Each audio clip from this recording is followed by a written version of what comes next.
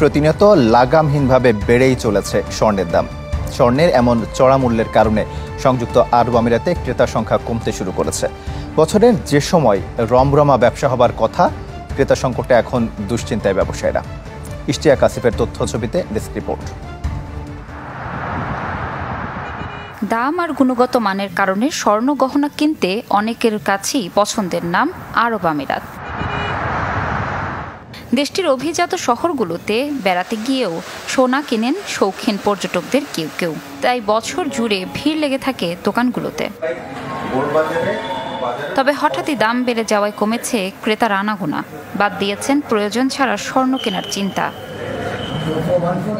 এখানে এখন সকালে এক রেট স্বর্ণের, বিকালে এক রেট, রাতে এক রেট, যার কারণে আমরা ওখানে স্বর্ণের দোকানে যাবো যে ওইটা নিয়ে আমাদের ভয় লাগতেছে। না, আগে তো মনে করেন অল্প হইলেও নিতাম, এখন ছেলে মেয়ে এলে নিতাম, চাইলে নিতে পারতেছে না বেড়ে যাওয়ার কারণে। দুবাইয়ে গেল জানুয়ারিতে 24 ক্যারেটের প্রতি গ্রাম স্বর্ণের দর ছিল 230 দিরহাম। চলতি মাসে যা গিয়ে ঠেকেছে 319-এ। শুধু মাস ব্যবধানেই বেড়েছে অন্তত 22 দিরহাম।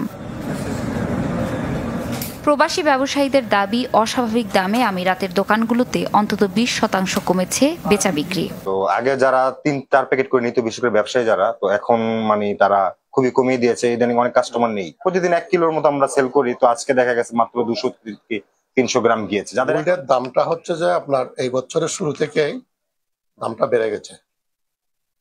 যেটা সহনীয় পর্যায়ে ছিল সেটা আজকে 2 মাস ধরে অসহনীয় পর্যায়ে চলে গেছে। গোল্ডের দাম বৃদ্ধির প্রধান কারণ হচ্ছে ইন্টারন্যাশনাল বাজারে অস্থিরতা, বিভিন্ন দেশে যুদ্ধ, ইনফ্লেশন, সবকিছু মিলিয়ে গোল্ডের দামটা বৃদ্ধির দিকে। আমাদের যতটুকু ধারণা এটা আরো বাড়তে পারে।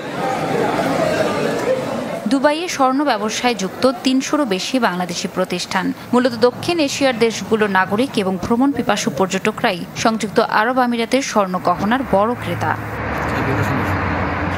Desk report, channel 24।